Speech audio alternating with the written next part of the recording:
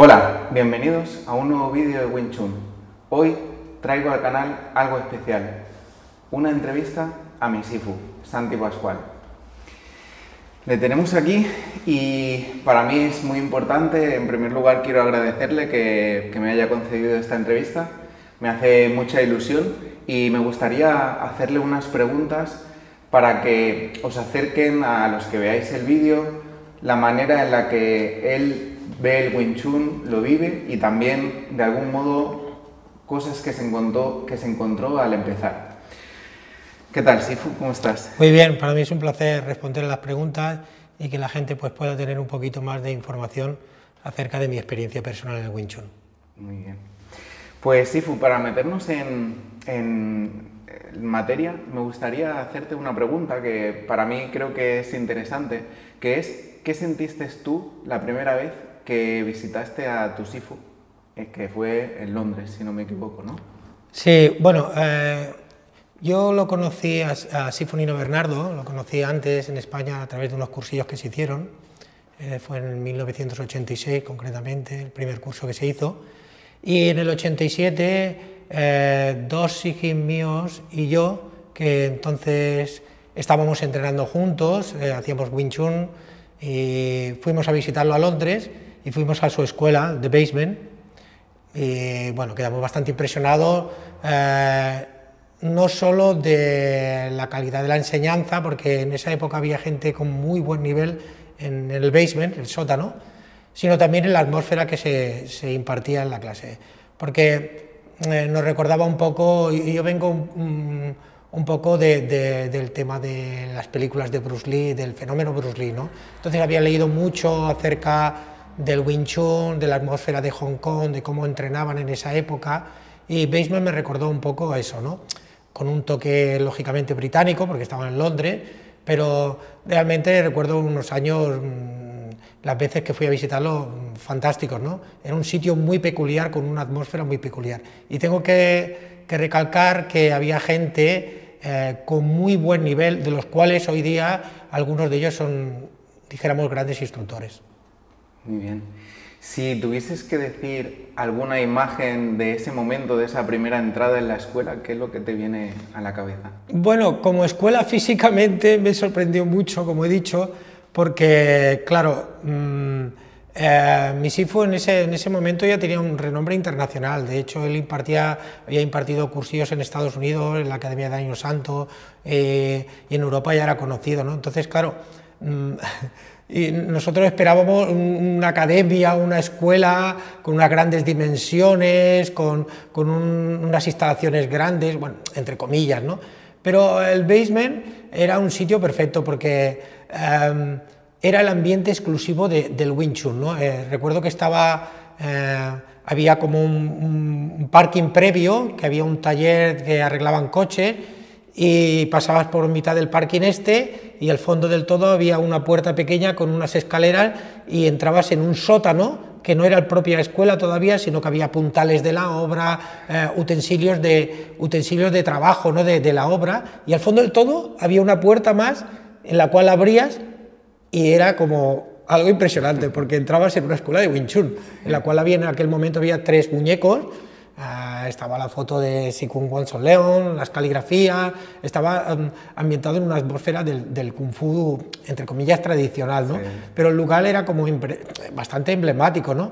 Y de hecho era muy difícil el acceso, si no tenías conocimiento acerca del Wing Chun o de la persona en sí, de mi Sifu, era casi imposible que pasaras por delante de la puerta y coincidieras de que fuese a entrar, porque en el parking previo solo había una pequeña placa que ponía The Basement, o sea, el sótano, no ponía ni Kung Fu, ni Wing Chun, ni nada, ¿no? Era algo muy... Eso nos impactó, no solo a mí, sino a mi sijin Jaume Rosell, que actualmente es un instructor también del método Yun Fan, de Cali, y a mi otro sijin, Josep Santamaría, nos impactó mucho la primera vez que fuimos, ¿no? Entonces, eso nos causó esa emoción, ¿no? de practicar en un sitio como muy tradicional, entre comillas, ¿no? Sí, sí. Después la atmósfera dentro era bastante relajada, ¿no?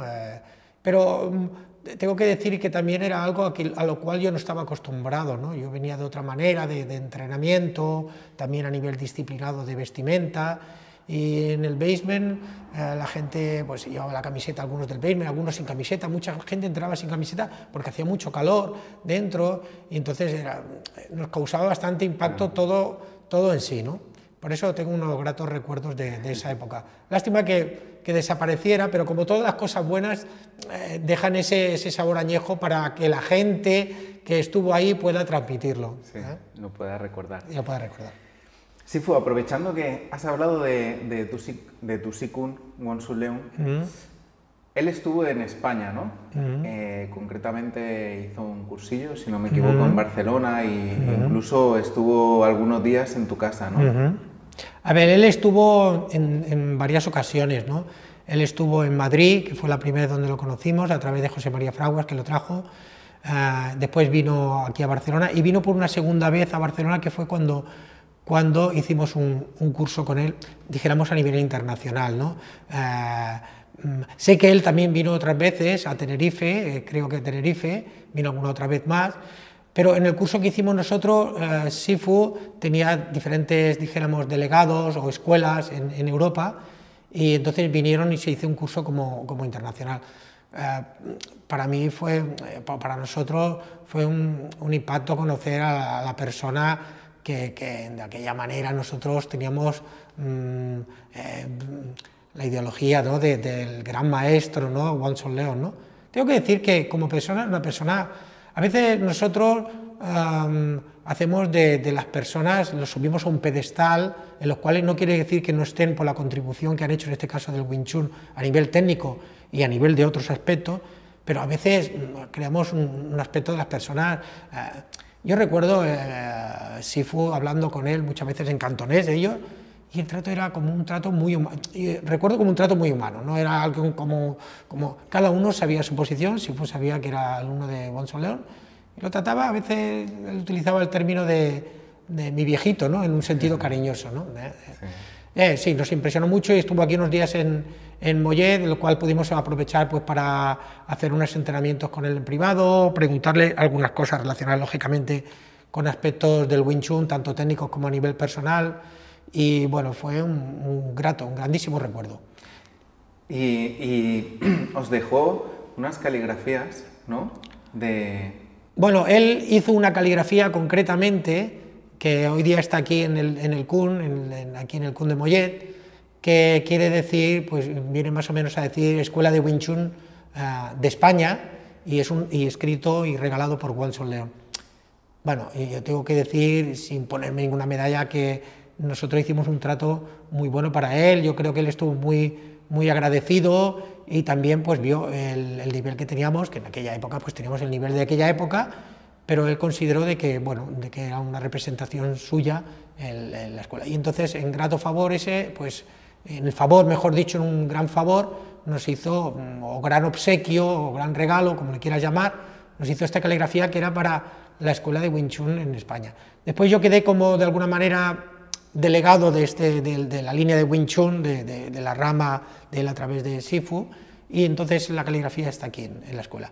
Tengo otra caligrafía más de una visita que hice la primera vez que fui a Hong Kong.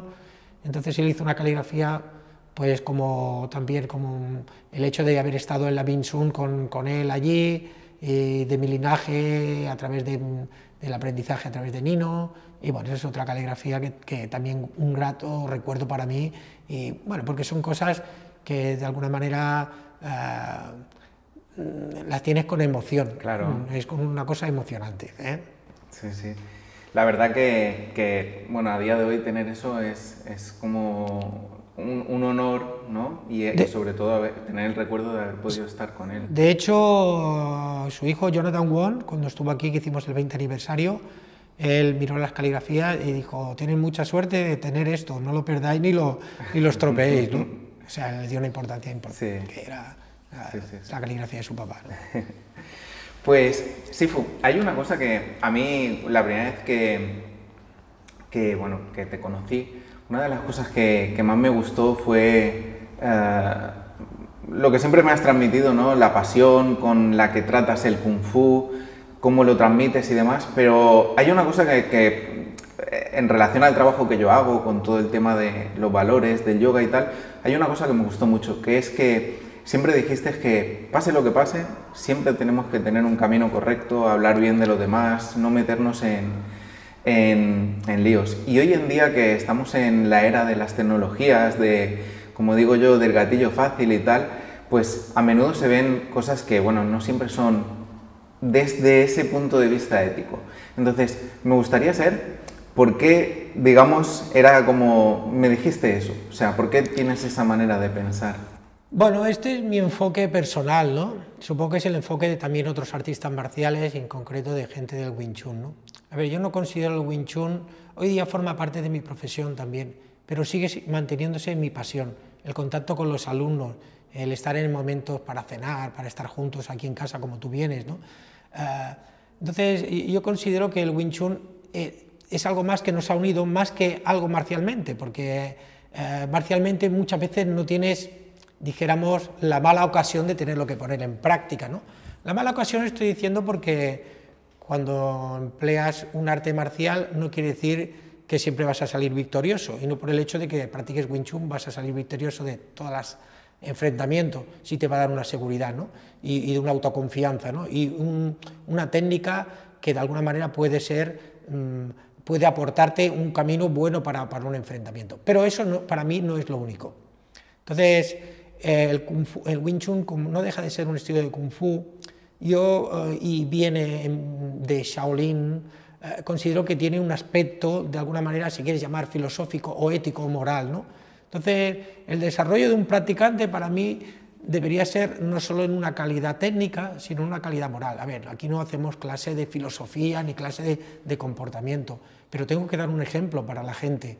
Entonces, a ver, un ejemplo de comportamiento aquí con vosotros y un ejemplo de comportamiento hoy día con lo que se considera el mundo del escaparate, que es Internet, ¿no? Entonces, en mi opinión personal, considero que es muy feo y no nada ético para un profesional o para un artista marcial bueno, ya no te digo que sea a nivel profesional, sino sencillamente un artista marcial, entrar en críticas de otras artes marciales, de otras personas, porque todo el mundo cree que lo que está haciendo está bien hecho y que está con un instructor o en una delegación o como le quieras llamar, o una representación buena. Cada uno tiene su camino, ¿eh? Yo tengo este camino que lo he trazado a través de tiempo, a través de tropiezos, a través de sonrisa, a través de desengaños, ¿eh? Entonces, esto de alguna manera hoy día me ha forjado para seguir así, ¿no? Pero sigo manteniendo ese principio de alguna manera tener esa ética de comportamiento en cuanto a la crítica de otras personas. Técnicamente te puede gustar a alguien o no te puede gustar porque lo compares con lo que tú estás haciendo, pero eso no da pie para que tú de alguna manera lo menosprecies o lo humilles o eso. Y considero que eso no te forma bien éticamente como un artista marcial. Y para mí un practicante de Wing Chun en este caso no solo tiene que tener la técnica, sino una ética de comportamiento. Sí, yo siempre digo que uno lo hace lo mejor que puede y sabe en cada momento, y a veces dónde vamos a llegar, en cierto sentido, depende un poco del destino, ¿no? Entonces hay que respetar eso. Pues eso me gustó mucho, Sifu.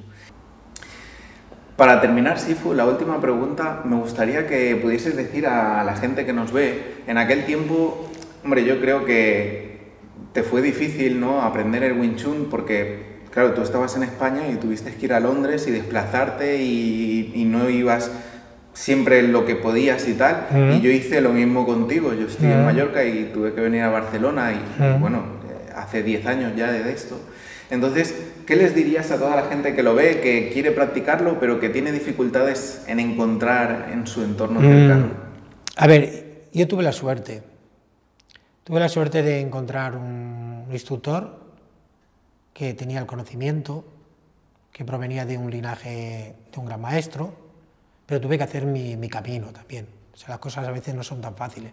A veces no es que tú tienes el CUN o la escuela al lado de tu casa y puedes ir al horario que tú quieres, ¿no?